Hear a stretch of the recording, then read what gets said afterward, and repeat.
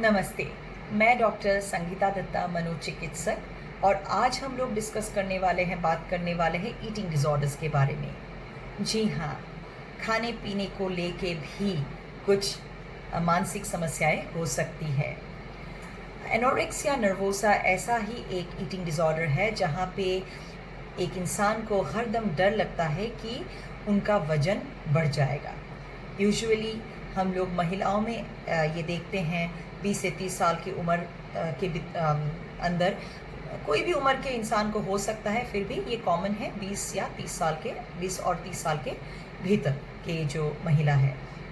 तो anorexia nervosa में खाने के लिए इतना डर पैदा हो जाता है कि वो लोग खाना ऑलमोस्ट बंद कर देते हैं, और इसीलिए उनमें मल्टीविटामिन डेफिशिएंसी होता है, और साथ में आयरन डेफिशिएंसी होता है, एनीमिक होते हैं, और जैसे कि बाल या स्किन इसका कंडीशन, नेल्स इसका कंडीशन बहुत ख़राब हो जाता है। बहुत बार इलेक्ट्रोलाइट इम्बैलेंस होने की वजह से पोटेशियम सोडियम शरीर में कम हो जाता है, शुगर कम हो जाता है, और इलेक्ट्रोलाइट इम्बैलेंस की वजह से उन लोगों को कार्डियक अरेस्ट और स्ट्रोक भी हो सकता है।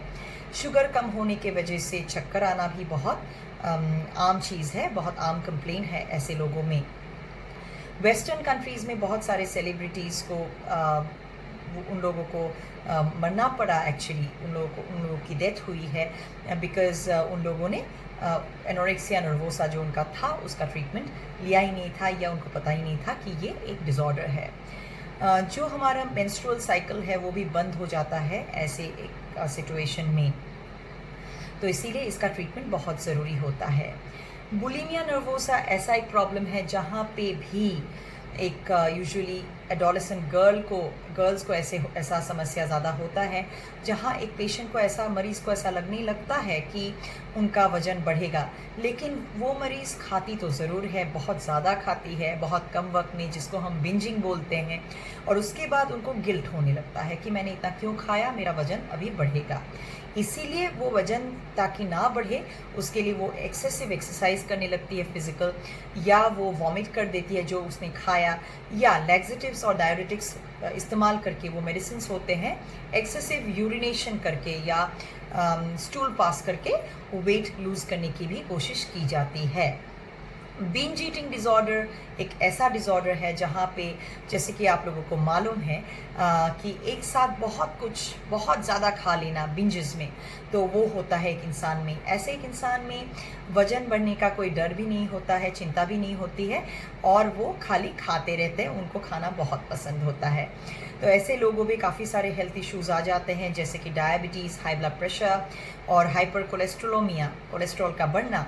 और ऐसे लोग बहुत उन लोगों को शर्मिंदगी होती है, क्योंकि वो लोग दूसरों से ज़्यादा खाते हैं, खाना उनको पसंद है, इसीलिए वो लोग छुप के खाने लगते हैं बाद में।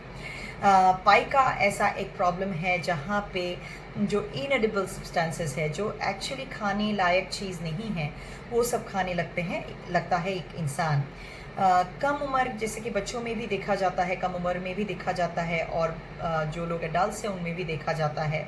यूजुअली सब नॉर्मल इंटेलिजेंस या आईक्यू जिनमें कम है, उनमें ज़्यादा ऐसा पाइका नज़र आता है।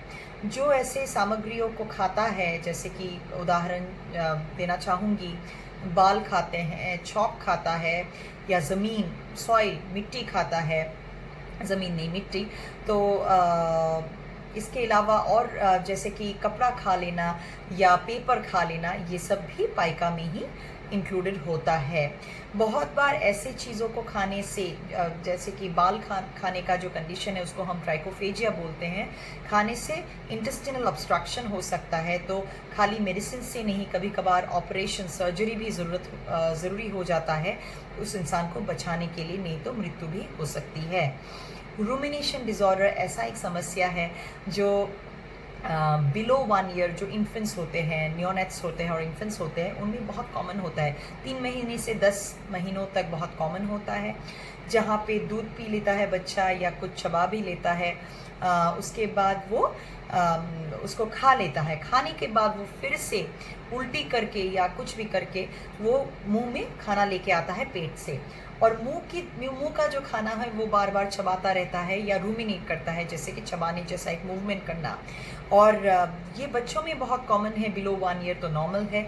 अगर बाद में अपने आप एक्चुअली गायब हो जाता है, लेकिन अगर ये रहता है या एडल्टहुड में पहली बार ऐसा देखा गया है तो ये एक मानसिक समस्या का एक सिम्टम लक्षण हो सकता है।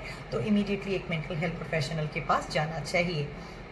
अवॉइडेंट और या रिस्ट्रिक्टिव फूड इंटेक डिसऑर्डर में क्या होता है कि इंसान को हमेशा अलग अलग सोचों के लिए, जैसे कि कोई एक ऐसा खाना हो जो काला हो इसीलिए नहीं खाऊंगी, या कोई जैसे कि ये राउंड शेप्ड है इसीलिए मैं नहीं खाऊंगी, इसका स्मेल मुझे पसंद नहीं है इसीलिए मैं नहीं खाऊंगी। तो ऐसे काफ़ी सारी खाने को लेके, अलग अलग चीज़ों को लेके उनको अलग अलग चीज़ें खाने के बारे में पसंद नहीं आता है, इसीलिए खाना वो लोग अवॉइड करते हैं। इसीलिए बचपन से ही बच्चों को सिखाना चाहिए कि हर एक खाने का क्या बोलूँ मैं, जो एक महत्व होता है। तो एक बैलेंस डाइट लेना बहुत ज़रूरी होता है, जिसमें carbohydrates, fats, proteins, multivitamins, micronutrients हो, तभी जो फिज़िकल हेल्थ और मेंटल हेल्थ ठीक रहता है। ये शुरुआत से ही, बचपन से ही सिखाना बहुत ज़रूरी है। पर्जिंग डिसऑर्डर ऐसा एक समस्या है जिसमें इंसान को वेट गेन करने का डर रहता है। तो वो नॉर्मल खाता है, लेकिन वेट लूज़ करने के लिए वो लेग्जेटिव्स और डायरेटिक्स का इस्तेमाल करके वेट लूज़ करना चाहता है, और ये भी एक डिसऑर्डर है। नाइट ईटिंग सिंड्रोम एक ऐसा डिसऑर्डर है जहाँ पे एक इंसान रात को बार बार उठता है, उठ के वो खाना खाता है। बहुत बार जो लोग दिन को वो लोग डाइटिंग करते हैं, जैसे कि ब्रेकफास्ट नहीं किया, लंच नहीं किया, डिनर बहुत लाइट ले लिया, या लंच किया था डिनर लिया ही नहीं, तो रात को हो सकता है उनका ब्लड शुगर लेवल कम हो जाए, और तभी वो लोग जग जाते हैं नींद से, और जाके वो लोग यूजुअली कार्बोहाइड्रेट्स लेते हैं, स्वीट चीज़ें लेते हैं, मीठा खाना पसंद करते हैं, जैसे कि पेस्ट्री या मिठाई हो। लेकिन जो हम बोल रहे हैं नाइट ईटिंग सिंड्रोम, वहाँ पर दिन को भी वो लोग नॉर्मल खाते हैं, लेकिन रात को उन लोगों का नींद टूट जाता है और वो लोग खाने जाते हैं। ये भी एक डिसऑर्डर है। ऑर्थोरेक्सिया ऐसा एक प्रॉब्लम है जहाँ पे इंसान बार बार हेल्दी फूड क्या है उसको लेके ऑब्सेस्ड हो जाता है। वो लोग ज़्यादा फ्रूट्स खाते हैं, नट्स खाते हैं, ज़्यादा वेजिटेबल्स खाते हैं, सैलड खाते हैं, कार्बोहाइड्रेट्स अवॉइड करते हैं, प्रोटीन खाली खाते हैं, क्योंकि उन लोगों को लगता है कार्बोहाइड्रेट्स अनहेल्दी है, फ्राइड स्टफ अनहेल्दी है।